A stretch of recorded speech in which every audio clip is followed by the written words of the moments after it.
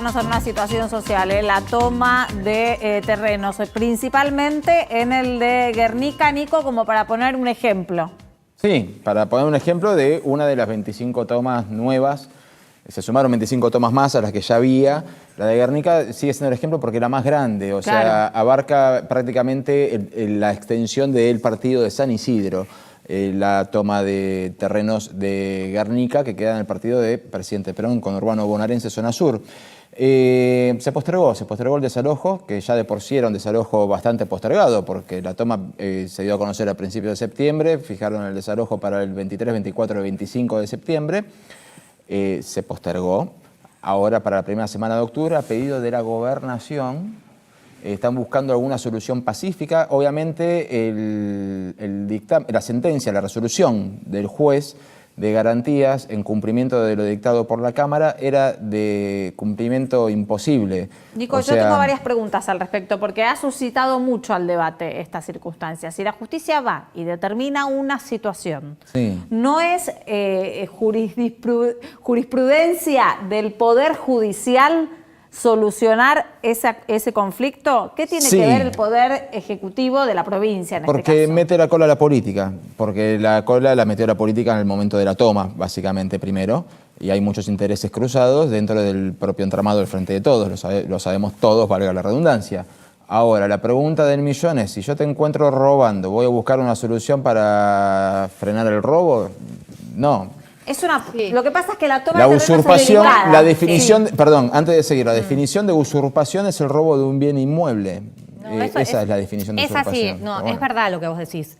Lo que quiere hacer la Gobernación es reubicar a las familias más vulnerables. No lo sabemos. Además, es como que quieren hacer ahora lo que no se hizo durante 30 años, ¿no? Que es lo que hablábamos del tema de las viviendas. Pero la pregunta acá es, está bien, hay gente que toma, que vende los terrenos, hay delincuentes, pero también hay gente que la está pasando mal. Está cometiendo delitos, ¿es verdad, Nico? No, no es verdad, y sienta un mal antecedente, porque si eso no se sanciona, se va a seguir haciendo. Yo coincido con vos, pero igual el Estado tiene que darle una solución a esa gente que está sin vivienda. Porque ¿qué haces? ¿A dónde los mandás? ¿A Siberia? No, alguien que me diga por qué yo tengo que darle la solución a esas personas. No, lo que no se lo tiene que dar es el privado. O sea, por eso te digo... El Estado somos todos. Y hay que preguntarse también... El dueño del terreno, hay dos víctimas. Así Facundo también... Y hay que preguntarse también dónde estaba esa gente en agosto, porque es llamativo que Lo dijo la intendenta del Presidente Perón en este programa. Dijo que todas las tomas de Guernica, ella tenía identificada que la gente venía del partido de La Matanza, de Lanús, Almirante Brown y Esteban Echeverría. Los intendentes de esos partidos están mutis por el foro. Evidentemente, con todo lo que pasó aquí en el programa, es un tema que genera muchísimo debate. El trasfondo de todo esto es la delicada situación social de cierto sector de nuestro país. Por supuesto, pueden haber diferentes perspectivas y cada una va a tener su punto de inflexión y su punto de razón. Vamos a seguir analizando esto, que es mucho más complejo y se arrastra de años. Es una de las cuestiones estructurales que tiene nuestro país, la falta de vivienda, la asistencia a quienes menos tienen y también en el trasfondo quienes se aprovechan de esta situación, ¿no? Porque no hay que dejar de decirlo. En general, los municipios saben que hay punteros políticos que se aprovechan de la situación de necesidad que tienen algunas familias y realmente los conducen a realizar cuestiones que están penadas por la ley. Vamos a analizar todo esto con Marcelo Koenig, es diputado nacional del Frente de Todos, es secretario general de la Corriente Peronista Descamisados y es profesor universitario de la UBA. Marcelo, gracias por atendernos, que tenga usted buenas noches. ¿Qué tal? Buenas noches. Lo escucho bien. Me gustaría en un principio su análisis general acerca de la toma de terrenos en nuestro país y después nos metemos un poco en lo que sucede en Guernica. Sí, yo creo que evidentemente existe un problema estructural habitacional en la Argentina. Un problema que no solamente es habitacional, sino también es un problema de la propiedad de la tierra en general en la Argentina. ¿Quién no puede dejar de reconocer que la vivienda es un derecho? Pero también que la solución a ese derecho no es que todos aquellos que no tengan vivienda vayan y tomen un terreno. Claro. Por eso el Estado tiene que ser parte de esa solución, que es lo que yo creo que está buscando con una solución provisional, porque no es posible otro tipo de solución en lo inmediato. El Ministerio de Desarrollo Social, conducido por Andrés Larroque en la provincia de Buenos Aires, tratando de hacer un censo y dirimir esos dos tipos de situaciones al que vos hacías referencia antes, ¿no? Aquellos vivos que se quieren aprovechar de la necesidad ajena, pero de la gran mayoría, que es la que tiene una real necesidad.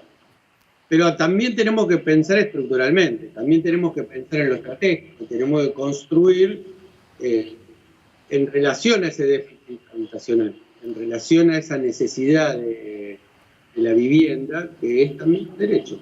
Diputado, igual recién yo le comentaba a mi compañero Nicolás Luca, ¿no? Es muy complejo cuando la justicia tiene que dar en algún punto una resolución y cuando la resuelve entra también en juego el Poder Ejecutivo, en este caso de la provincia, para tratar de resolver el problema. Entiendo que es por una situación bastante delicada, por una situación social, por la actualidad de la economía argentina, pero entonces se desacredita un poco la justicia. La justicia no puede operar porque enseguida después tiene que operar el Poder Ejecutivo. ¿Cómo ve eso?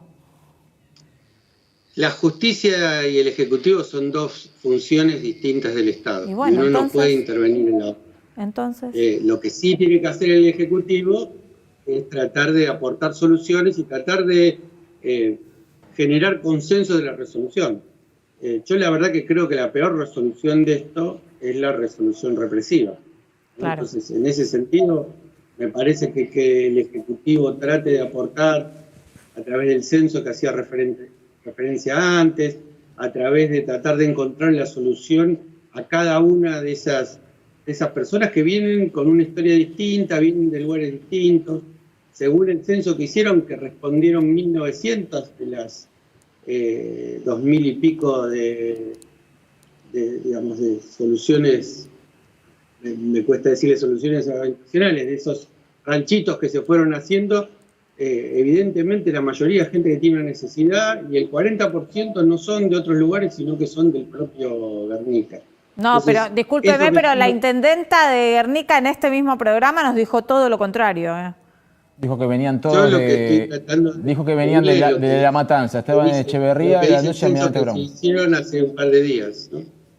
Bueno, pero ella dijo que dijo que en Presidente Perón no tenían gente en situación de calle y que la mayoría de los que tenían vistos venían de Almirante Brown, Esteban Echeverría, La Matanza, Lanús y eran esos cuatro partidos, sí. Sí, yo no quiero polemizar con la intendenta Cantero, ¿no? Digamos, lo que sí quiero referirme es al censo que hizo hace un par de días. Lo que me parece es que sean de un lado, sean del otro, es como la Argentina no está alambrada de un lado y del otro, digamos. Son tan argentinos los que tienen necesidades habitacionales en Guernica como los que tienen necesidades habitacionales en el kilómetro 35 de La Matanza. Diputado, hay un grupo de personas que vieron violados también sus derechos, ¿no? Porque esto termina siendo, no digo una guerra de pobres contra pobres, porque evidentemente que tiene esa cantidad de hectáreas no es precisamente un pobre, pero lo empobrecieron si no le devuelven los territorios. Entonces, en esa cuestión de derecho contra derecho, si yo tengo un derecho adquirido y la justicia está para protegerme de ese derecho, o sea, el derecho a la vivienda y es un derecho, el derecho a la propiedad privada también es un derecho. Y el primero estaba tutelado mucho antes de que se lo violaran. ¿Por qué la justicia no puede actuar a pedido del Poder Ejecutivo? No es que no pueda actuar, en todo caso de lo que pide la policía depende del Poder Ejecutivo. Si la justicia dispone algo y la policía no puede actuar por orden de su superior, no puede ir después a desalojar. El Poder Ejecutivo no puede darle órdenes de contrario a la policía que da el Poder Judicial. Esto no es así. Pero, digo, me parece que lo que interviene el Ejecutivo de la provincia es en tratar de aportar una solución. Y en todo caso le pide al juez, no le ordena al juez, porque no tiene autoridad para ordenarle al juez, tiempo para esa prórroga para esa sentencia de desalojo, a efecto de buscar una solución consensuada. Pero, ¿cuál sería la solución para 2.500 familias, 2.500 viviendas en tiempo récord? No, yo no creo que sea una solución final, digo, pero por eso yo diferencio entre las soluciones provisorias que podemos construir ahora de acuerdo a las necesidades que pasan esas familias y una solución estratégica, que tiene que ver con el presupuesto que vamos a votar, que tiene una importante asignación presupuestaria para las obras de infraestructura, para la Argentina se debe una gran obra de vivienda, pero además de eso, también otras cosas que son estratégicas, que no son la solución inmediata para lo de Guernica, no lo son, pero sí son parte de una larga marcha que tenemos que empezar con un paso para empezar a solucionar esos problemas habitacionales y de propiedad de la tierra que tiene la Argentina. Por ejemplo, nosotros, junto con la diputada Martínez y con otros diputados y diputadas del Frente de Todos, hemos presentado un proyecto que se llama Marcha al Campo, que lo que trata de hacer, en base no a la apropiación de tierras, sino a tierras fiscales, que las hay muchas en los 3 niveles estatales en todo el país. ¿Para qué? Primero, para que no siga ese drenaje de los campesinos y la gente de la agricultura familiar hacia los conurbanos de las grandes ciudades. Y después para que algunos de ellos que tienen experiencia o que quieren vivir trabajando con la cuestión productiva del campo puedan tener la infraestructura necesaria para ir a esos lugares. Perdón, Nicolás, pero tengo que seguir con las preguntas que está todo el equipo queriendo preguntar. Sí, ¿qué tal, diputado? Ahora, yo coincido en que el Estado tiene que intervenir, pero el Estado fue ineficiente por lo menos 30 años en la provincia de Buenos Aires, con la pobreza y con la creación de vivienda. ¿Por qué ahora encontraría una solución rápidamente? La pregunta es, ojalá, pero ¿no hay riesgo de que esa gente se quede ahí y se perjudique a la otra víctima? Porque son víctimas las personas que carecen de una vivienda y que el Estado no le dio en todo este tiempo una respuesta, pero también es víctima el dueño del terreno. Entonces, ¿qué pasa? ¿Se van a quedar a vivir ahí eternamente? Yo por eso vuelvo a insistir, creo que, como decía Marechal, de los laberintos solo se sale por arriba. Digo, yo no estoy a favor de la idea de la propiedad privada como una cuestión sagrada que está por encima de los otros derechos y que otorga no el sé derecho. si por encima, pero es el tercer igual, derecho humano fundamental. Tampoco estoy de acuerdo con que la idea del déficit habitacional sea que todos vayan a tomar un pedacito de tierra porque les corresponde. Bueno, pero la propiedad privada, ¿cómo que no es un derecho? Es un derecho también. Es un derecho humano. Es un derecho. Yo dije que no era un derecho, yo lo que dije que no era absoluta. Como yo soy peronista, en la Constitución de pero el derecho, chicos de a uno. Discúlpeme, diputado, pero la función social chicos de la a uno. propiedad. El derecho a la propiedad privada es el tercer derecho humano fundamental desde 1789. Derecho a la vida, a la libertad y a la propiedad privada. Sí, yo creo que hay un montón de derechos, digamos, esa matriz eurocéntrica yo la respeto, no la comparto. A ver, pero, a ver, chicos, vamos a ordenarnos. El constitucionalismo social plantea la función social. Le hago una pregunta sobre las constituciones latinoamericanas, incluso la mayoría de las constituciones europeas, contemplan la función social de la propiedad. Bueno, pero vuelvo a decir, acá estamos en una encerrona. Le hago una pregunta con números. Nicolás, déjalo terminar, por favor. Privada y represión por un lado y toma de tierra por el otro. Si no salimos de esa encerrona, no vamos a tener respuesta. O por lo menos, la respuesta a ninguna de esas dos a mí me cierra. Bueno, le hago una pregunta con números y ya libero porque si no mis compañeros me van a matar. Pero se lo pregunto como una persona que nació y se crió en un barrio del Fondo Nacional para la Vivienda. En serio, sé lo que es una solución habitacional y mi familia la tuvo. Entre el 2004 y el 2005 se prometieron 420.000 viviendas y para el 2016 de esas 420.000 viviendas solamente se habían completado 198.000.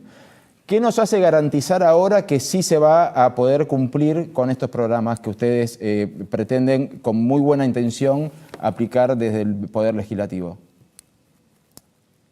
En política no hay garantías. La única garantía es el pueblo organizado controlando que las cosas se hagan. Yo no conozco otro tipo de garantía, no conozco otro tipo de forma de generar soluciones que a partir de la organización popular y que eso le ponga su impronta al Estado. Me parece que esa es la clave, no conozco otra clave. Tampoco creo que la solución pase por otro lado, ¿no? O sea, yo Está bien, son posturas.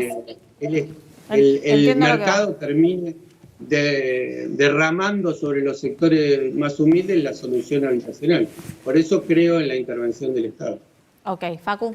Sí, diputado, me pregunto qué pueden estar pensando los 9 millones de inquilinos que hay en la Argentina, por ejemplo, cuando el gobernador de la provincia de Buenos Aires evalúa como solución crear un fideicomiso y subsidiar terrenos a gente que hasta el mes pasado vivía en algún lugar, no vivía en Guernica.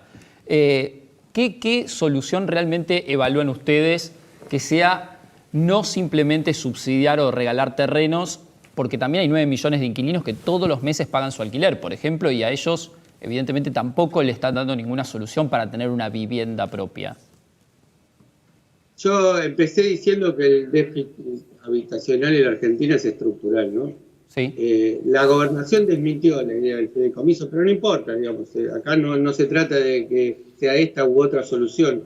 Y seguramente toda solución es injusta con el resto de los que tienen el problema habitacional. Guernica no es el único problema de tierras de la Argentina. Por eso yo vuelvo a decir, si no pensamos estratégicamente, si no pensamos estructuralmente, si no empezamos a construir esa patria más justa que queremos, la empezamos a hacer efectivamente, ¿no? Digamos, yo creo que tenemos en eso la democracia en ese punto y en tantos otros puntos tiene una deuda, porque la democracia tiene que ser un gobierno donde todos vivamos cada vez mejor, ¿no? Y que sea una construcción más justa. Yo creo que tenemos deudas en ese sentido, y que empezar por cualquier lado, mientras la frazada sea corta, será tapar a uno para destapar a otro. Parece que lo que tenemos que hacer es construir una solución estratégica en la cual sean parte de la solución y no del problema aquellos que tienen déficit habitacional. Quiero decir con esto, que sean las cooperativas parte de la construcción de aquellos lugares donde van a vivir, poner en funcionamiento la obra pública, que es un gran motor de la economía. Eso es parte de aquello para lo cual el Frente de Todos ha sido votado, ¿no? Es parte de nuestro contrato electoral. Entiendo, diputado, a lo que va. Yo lo que quisiera preguntarle es, usted habla de un armado estructural, ¿no?, para poder darle solución a este tipo de conflictos, ¿no?, algo más integral en algún punto. ¿Será que siempre también la política aparece detrás de los problemas? Sin duda que es un error que sea así, ¿no? Si corremos atrás de la pelota no la vamos a alcanzar nunca. Claro. Yo creo que hay que parar la pelota, mirar toda la cancha y jugar con todo, ¿no? La Argentina es un país rico y si... bueno, ahora no es un país rico, es un estado pobre. El país es rico por su gente, digamos. El país es rico por lo que Dios o la naturaleza le dio.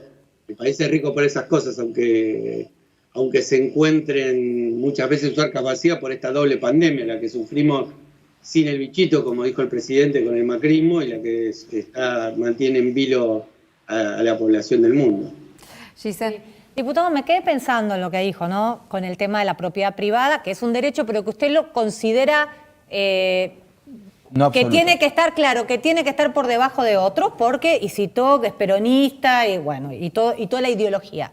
No se está metiendo mucho esa ideología, porque a mí me da la sensación de que pasa con los gobiernos peronistas y con este especialmente, que lo que el Estado no hizo durante años, porque en el caso de la provincia han gobernado el peronismo 30 años la provincia, lo que no hizo durante años por ineficiencia, por inoperancia, por corrupción, entonces hay que sacárselo al privado, o sea, la toma de tierra, porque el pobre no tiene que, digamos, el Estado se tendría que haber ocupado de esa persona que no tiene, cobrarle más impuestos al rico o al que laburó toda la vida para tener algo. Entonces, no es un mensaje contradictorio, digamos, que no genera que la gente quiera hacer esfuerzo para poder trabajar. Bueno, viene todo lo del mérito ahí, ¿no? Porque digo, ustedes no se hacen cargo de lo que no se hizo durante años, entonces después, bueno, se le sacamos al que tiene más para igualar.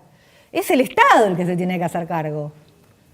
Sí, yo le preguntaría cómo se financia el Estado, ¿no? Digo, yo no defiendo el sacarle nada a nadie, sí defiendo un sistema tributario progresivo, ¿no? Hoy nosotros estamos discutiendo en la Cámara de diputados un aporte extraordinario de las grandes fortunas. Evidentemente, las mayorías populares y las clases medias vienen poniendo el hombro, haciendo un esfuerzo enorme en esta pandemia, y es momento que también hagan esfuerzos. Sí, y la clase política, porque tampoco la hace la clase política. El presidente vivía en Puerto Madero, no vivía en La Matanza. La vicepresidenta vive en Recoleta, no vive en La Matanza. ¿Cuándo un gesto de la clase política entonces? Porque al final es como que la política siempre está mirando expectante y compensa entre el que tiene con el que no tiene. Y es el Estado, en este caso los gobiernos, los que tienen que dar respuestas y también hacer gestos. ¿No le parece? Yo estoy de acuerdo. El problema es que yo no puedo entender a la política como una clase, ¿no? Digamos, porque me parece que eso sería un error. Me parece que es un error conceptual decir clase política, aunque uno lo toma de modo... Porque realmente... Dirigencia política. ¿Le gusta más dirigencia política? Si no, nos vamos por la rama. Si aquellos que hacemos política, no todos vivimos en la opulencia, ¿no? Digamos, y si hay alguien que hace política que tiene más de 200 millones de pesos, está bueno que pague también igual que los demás. Claro. Acá el problema no es cuál es la función que cumple, sino que el problema es que también aquellos que más tienen, que son apenas menos de 10.000 personas, el 0,02 de la población, que pongan un poquito más el hombro. A mí me parece pero estaría bueno que la política genere las oportunidades para que la gente se pueda desarrollar y no haya que sacarle al que tuvo suerte o se rompió el lomo o heredó o lo que sea, digo, ¿no? Porque si no, siempre lo mismo. Creo en la meritocracia. Yo cuando le doy clase a mis estudiantes en la Facultad de Derecho, y de las ventanas de la Facultad de Derecho se ve la Villa 31 y del otro lado está Recoleta, les pregunto si alguno cree en la meritocracia y si cree que haciendo el mismo esfuerzo, un chico que nació de la vía para aquel lado de la Villa 31 y aquel que nació de la vía para este lado de Recoleta, haciendo el mismo esfuerzo, poniendo lo mismo... Si no igual, chicos, necesito cerrar porque se me fue el programa. Por favor. Por favor. La meritocracia. Diputado, yo le quiero agradecer mucho el debate. Que tenga usted buenas noches. No, por favor, gracias a ustedes por el contacto. Sucede bastante en la Argentina cuando hay temas delicados que se cuela la ideología. Y tanto de un lado o del otro, una postura o la otra, es difícil llegar a un acuerdo. Creo que en esto es uno de los senderos más complejos que tenemos como sociedad, cada uno de nosotros y también los dirigentes políticos, ¿no? En un lado y del otro no puede llegar a haber puntos mínimos de unión para llegar a una solución, porque con estas perspectivas a veces se vuelve muy complejo tratar de darle solución, por ejemplo, a esa gente que no tiene dónde ir y que está ocupando un terreno. Algunos justamente empujados por personas que se quieren aprovechar de ellos y otros porque realmente no tienen otra. Es muy complejo a veces cuando las situaciones sociales se cuelan posturas tan diversas.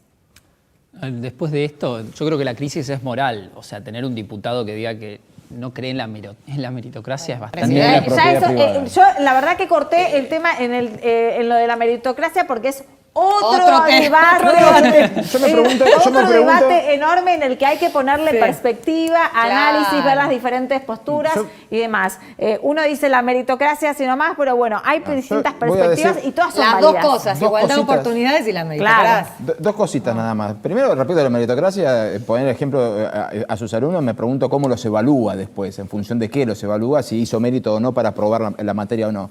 Pero más allá de eso, ya que hablábamos del impuesto a la riqueza, el patrimonio de Cristina Fernández de Kirchner es de $28.000.